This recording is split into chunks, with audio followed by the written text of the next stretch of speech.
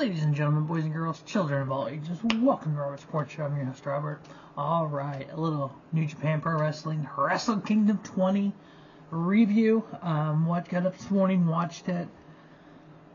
Overall, top to bottom, I thought it was a super good card. Obviously, we had the main event, which was just beyond anything that you can physically comprehend. The story it told with Hiroshi Tanahashi and Suzuki Okada and Tanahashi's retirement match. We had the return of Jake Lee.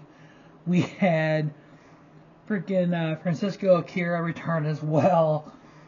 Super fun show, top to bottom. I know after seeing some comments online, I saw some people that were just straight up hating on this show. I don't get it. I enjoyed it. I got up and watched it. I missed the first 4 matches, but I went back and caught them up, so no big deal. But I don't know. Top to bottom, I enjoyed it. So we're going to start. I'm going to go over what happened, some star ratings and whatnot. All these star ratings are my own personal star ratings based on all the New Japan Pro Wrestling shows I've watched. When I'm watching these shows, like I've said in other videos, I try to only think of New Japan when I'm watching a New Japan show. I don't think of what I've seen in AEW, in WWE, in TNA, in Ring of Honor, in this company, that company, this company, you know. How does New Japan Pro Wrestling typically put on a show? Okay, when I'm watching the pre-show matches, there's 2 of them. What is a typical New Japan Pro Wrestling pre-show match? The two matches that we had, to me, were atypical pre-show matches. The first one was Shima Alliance with Katsuri Murashima and Masatora Yasuda taking on Shoma Kato and Tatsuya Matsumoto.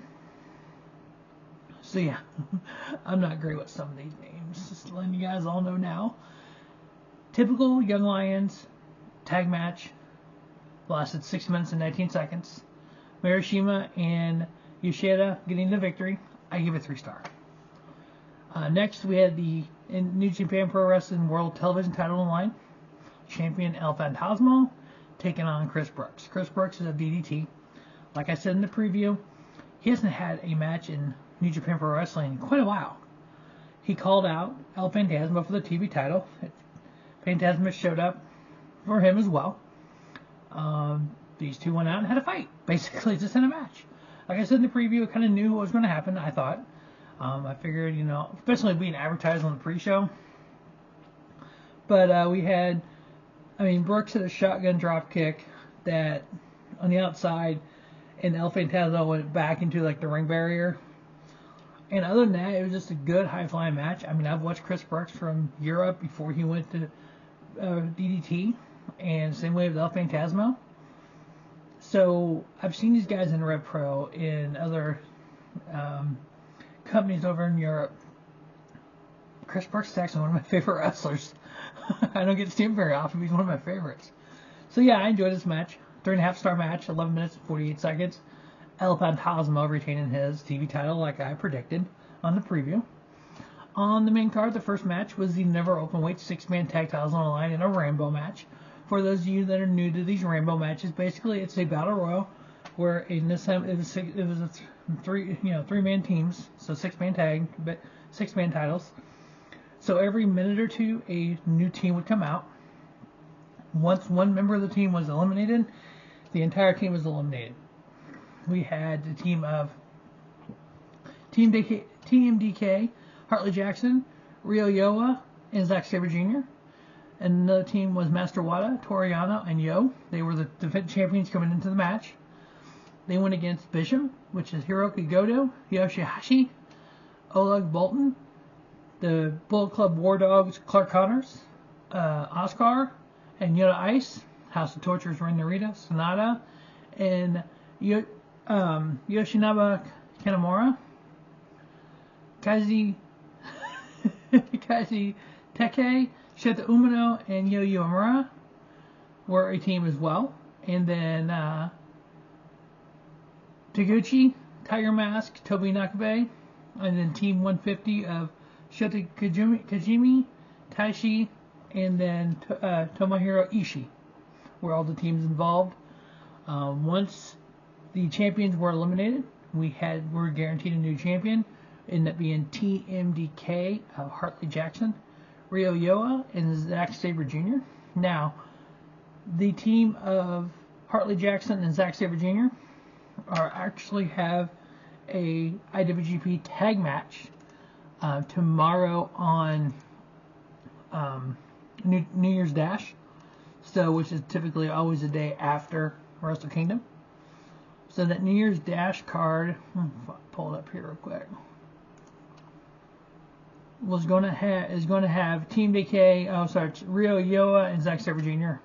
taking on the Knockout Brothers, which is Oscar and Yuto-Ice, for those IWGP Tag Team Championships. So they are the 6-man champions now, Team DK, and then tomorrow they have a shot at winning the tag titles, which I think they'll actually win. So I give that match 2 3/4. It was okay, 20 minutes, 43 seconds.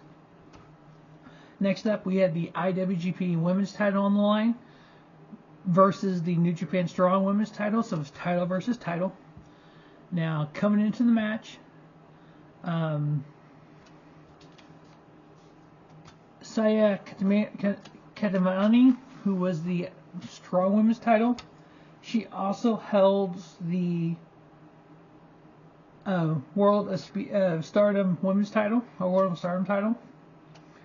And so she had just her Strong title on the line, and then Shiri, IWGP Women's title. The winner of this got both titles for New Japan. I don't know if they're unifying them or if they're going to actually defend them separately. This was actually a really good match. These are two of the top women out there.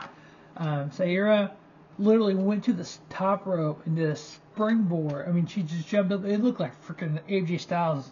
She just hopped up on the top rope, springboard out, almost to the railing to take out Saya Katanani. And then Sayura ended up getting the victory. 12 minutes and 9 seconds. I give the match 3 3/4 star. So far this year is one of the top women's matches. And I think with that kind of star rating, it'll be one of the top women's matches next year. Next up, we had a 10-man tag with United Empire. Andrade El Idolo, which everyone's losing their mind that they said Andrade El Idolo from AEW. We all know he showed up in AEW. He had the 90-day no-compete clause, which in fact turned into a 1-year no-compete clause. So he was gone for a little while. Then he made an independent appearance. He made this appearance. Supposedly he had his lawyers involved, and he was able to get that knocked down, that no-compete clause. I don't know how true that is, if he'll actually show back up in AEW. But Andrade El Idolo is leader of the United Empire in New Japan Pro Wrestling, which I'm good with that. He teamed with Cal Newham, Great Khan, Hanari, and then we had a new member join the United Empire. Jake Lee returned from injury. When he went out as an injury, he was actually part of Bullet Club. So him to turn his back on Bullet Club to join the United Empire, because everybody on the Bullet Club War Dogs comes out. David Finlay, Drilla Maloney, Gabe Kidd, and then the independents of Hiromi Takahashi and Shingo Takagi. Since LFI is gone, those two are kind of independents or free agents kind of deal. So they've been working with War Dogs. So they're all out in the ring, and then everybody comes out, and then Jake Lee comes out at the end, and they're all, David Finlay's losing his mind in the ring, and everybody's mad because Jake Lee's with United Empire. So we'll see where this goes, but there was another Jake Lee sighting in this show, and like I said in the pre-show, I thought it was going to be TJP or Will Ospreay, so I was wrong. That's cool.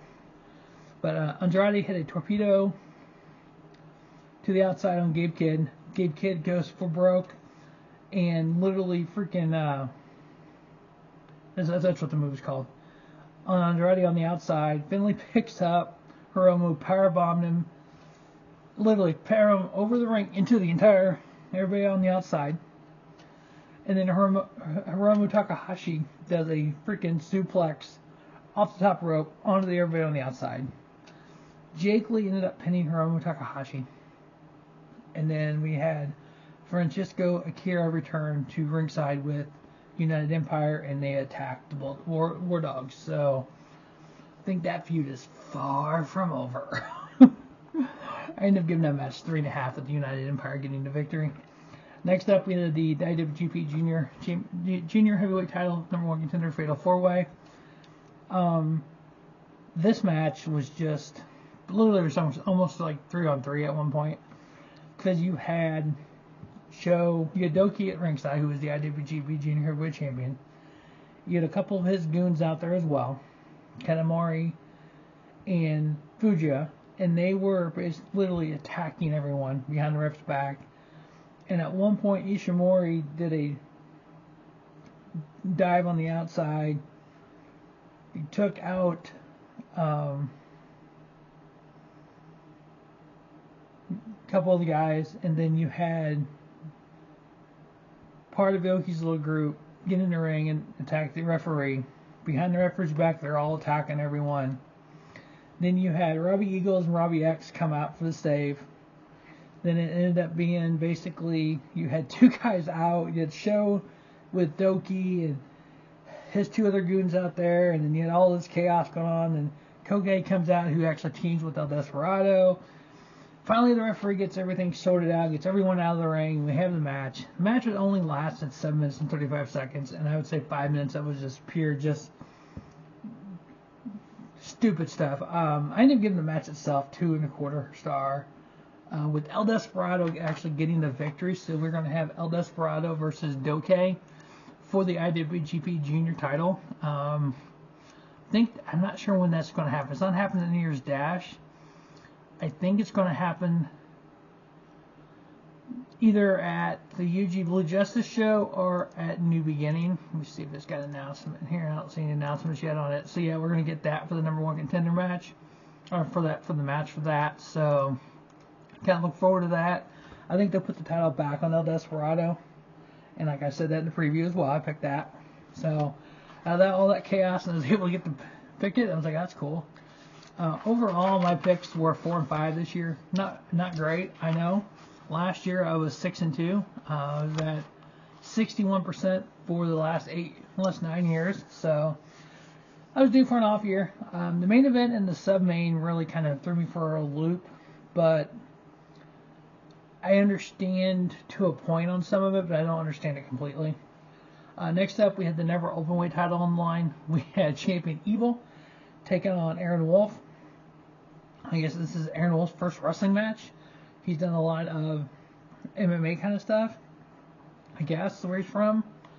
And they really just kept talking about he's come out of the dojo and all this. He was, black trunks, black knee pads like you do out of the dojo. And, of course, House of Torture comes out and they attack him on the outside before the match even starts. And Evil puts a chair around his neck on the apron and hits the chair with another chair. And House of Torture gets in the ring, and Evil throws powder in Wolf's face, and Don Valley come out and hit a splash on Wolf through a table. I mean, they just everything but wrestling here.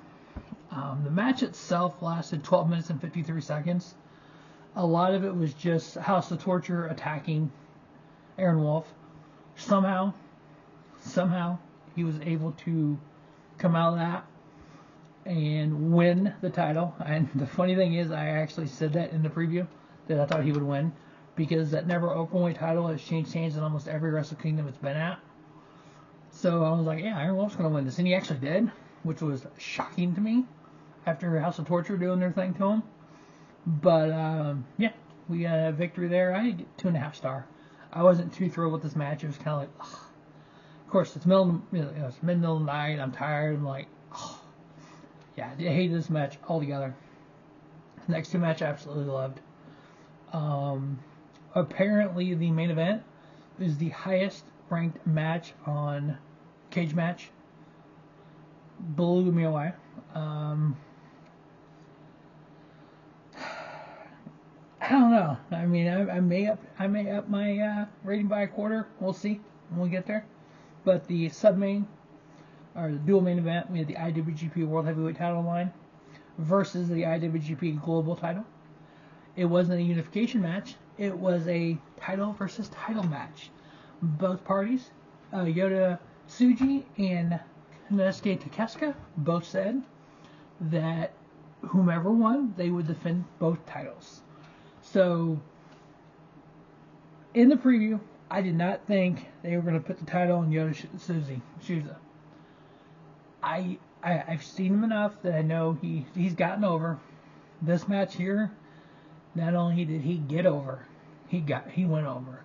I was shocked that he went over on it. He got over on me. I mean, I was like, whoa, this dude is for real. Takechi hit a Steiner, freaking whatever you want to call that move that Steiner used to do in the ring. Then does the dive to the outside. Tsuji did a Fosbury flop. I mean, AJ style-esque Fosbury flop. He hits a freaking destroyer on Takechi. Takechi starts hitting Germans. Freaking Takechi freaking did a German on Tsuji, and Tsuji literally, I mean, just no-sold the fuck out of it, jumped up and speared freaking Takechi. Takechi hit a top rope blue thunderbomb. Tsuji kicked out of that. Tsuji hit a freaking multiple spears. He did a freaking spear and then turned it into a Boston Crab and made Konosuke Takechi tap out to the Boston Crab. Now, what makes that pin or that submission appear, the basic moves that you're taught in the NJPW dojo, the first move you're taught is the Boston Crab. So Yuya-Suzuki took a basic move that he has perfected, because it was pretty freaking dead on Boston Crab. I'm talking legit like you would see some Hall of Famers do, and just set in deep and made Takechi tap on that basic move. I absolutely was like, holy crap, this is actually phenomenal. I ended up giving this match, may have went a little high on this, but 4.5. If it was 29 minutes and 20 seconds, I think if they would have let Takechi get out of that Boston Crab and then have him do it again and pin it, I probably would have been like, okay, maybe I would have went 4 3/4. But I also like the fact that he only really put it on once and sat deep in it and made Takechi try to get out of it, couldn't, and then he tapped. So, but yeah, putting the title on him, I was wrong. I thought Takechi would retain. Yuya-Suzuki proved something to me here. So, what the new era of New Japan Pro Wrestling looks like, only time will tell. Obviously, losing of some of the talent they've lost to AEW. I know everyone's losing their mind over that. I've seen stuff online. I want to remind you folks that are thinking that Tony Khan is stealing all this New Japan talent and how it's all one-sided for AEW with the relationship with New Japan Pro Wrestling. When that IWGP World title is on AEW Dynamite, people want to know what it is. You know, true wrestling fans, if they don't already know, they go look it up. I would beg to guess this Wrestle Kingdom may have had more views than previous Wrestle Kingdoms. Not only for Tanahashi's retirement match, but you know what? There's also a subset of wrestling fans who don't know who Tanahashi is. They don't know the history of Tanahashi and Okada. They don't know the 20-year history of Wrestle Kingdom. So, I think the people that tuned into this show, especially in America, were true wrestling fans. And if they are true wrestling fans, and they watch AEW and enjoy AEW, and they know who Takechi is, and they hear Okada's supposed to retire this guy, they may tune in to see what's going to happen. We saw what happened here. 4.5 star Yuya-Suzuki, the new IWGP World Heavyweight Champion. He vowed to bring back the original IWGP title and the lineage of it, which, okay, cool, I'm down with that, if we want to do that kind of stuff. Kind of bring back that history. I don't think that history is necessarily going to resonate a lot with casual fans, but it will resonate a lot with avid New Japan Pro Wrestling fans. And then we get to the main event. Hiroshi Tanahashi's retirement match, taking on Suzuka Okada. Like I said in the preview, they've had 3 previous matches at Wrestle Kingdom. Wrestle Kingdom 7, Wrestle Kingdom 9, Wrestle Kingdom 10. This is Wrestle Kingdom 20, by the way. Okada had won 2 of the 3. When I did the best matches in Wrestle Kingdom history, Okada, Tanahashi, name was all over that list. 25 best matches in Wrestle Kingdom history. So you knew this was going to be a barn burner. 33 minutes and 3 seconds. Absolutely lived up to what it was supposed to be. Okada hit a freaking couple of drop kicks that were just second to none. I love when he does the Rainmaker. I love how he brought his AEW character Okada into the Callis family into this match. Rocky Romero was at ringside. Gato was at ringside. I think Rocky Romero was on commentary and Gato was at ringside. So he went old school New Japan with that. Does the Rainmaker pose that, he goes like this and the camera pulls back. Before he could do it, he just went straight up current AEW. I'm like, alright, cool. You had Tanahashi hitting freaking, he does the whole fucking, whatever that thing is that Nakamura does with his hands, does the Kinshasa kick that Nakamura does. He hit he actually did an Okada pose, I thought, at one point. He hit his 5-star splash. Tanahashi's doing all Tanahashi stuff here. Okada did a freaking tombstone on the ramp. And Tanahashi barely got back in the ring. Tanahashi coming off the top rope. That was just like, whoa. This dude is crazy. But, he was hitting kicks and whatnot. He hit different moves than kind of some of the people that he's wrestled over the years. He did a 5-star frog splash. Did a second one. Okada got his knees up, hit him in the gut. Okada actually hit the Rainmaker. Did the Rainmaker pose. The arena kind of erupted a little bit. Tanahashi kicked out. But at the end, Okada brought it. Okada was able to get the pinfall victory on Hiroshi Tanahashi's last match. I think because Yota-Tsuji won the title, because you figure Gato and Tanahashi are the guys in charge. I think they thought that would send the crowd home happy. Having Tanahashi's last match would also send the crowd home happy. Having a New Japan Pro Wrestling legend in Okada get the victory. This match was nothing like Gunther and John Cena's last match. This match was nothing like Sting and Darby in the tag team match for Sting's last match. It was its own thing. It was a New Japan original who came up through the dojo system, who was a young boy. Just like the lineage of Tanahashi and the young boys and people that he's worked with, second to none. And the fact that he's in charge of New Japan Pro Wrestling and he can groom all these other young lions. New Japan Pro Wrestling, I think this is a new era, 2026. It's going to shoot to the moon. I think it will get what it was when Omega and Ospreay and all them were kind of coming through the ladder. I think there's enough talent here to get back to that level. Now, some of the greatest storytelling in the history of freaking wrestling after this match.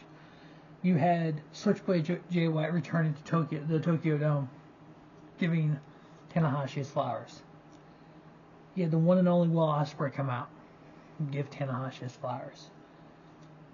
You had Kenny Omega, Kota Ibushi come out together, give Tanahashi his flowers. You had Katsuyori Sabata come out. You had Kijimoto, the Great Muda, who was at ringside. You had him come out and give flowers to Tanahashi. Somebody else as well. I don't know who that was. I saw a post on X where it said this should have been Nakamura, not Okada. Nakamura should have been there, and I can't disagree with that. There is history with Tanahashi and Nakamura. Nakamura unfortunately works for WWE. He's under contract. but he wasn't going to let them go. So they were saying, this post I'm referring to goes, American wrestling companies suck because they won't let their wrestlers do anything. So I snapped back with Jay White, Will Ospreay, Kota Ibushi, Kenny Omega, Katori Sabata, Shizuka Okada, Tanahashi, all work for an American company called AEW. They were at the show. It's one company that didn't want Nakamura being at the show because of AEW. That's sad.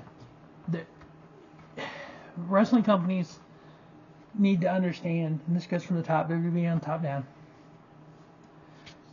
Fans want what they want. Nakamura did not need to be in the match. He just needed to be there. He could have been backstage, who knows? But if he could have came out, and they would have let him. But whatever. That is what it is. It's a whole different story. But you know what? I went ahead and give this match 5-star. It's not the type of match I would prototypically give a 5-star to. But the history, the storytelling, what they were able to do, and that end spot, yep, it's 5-star. You can't beat that.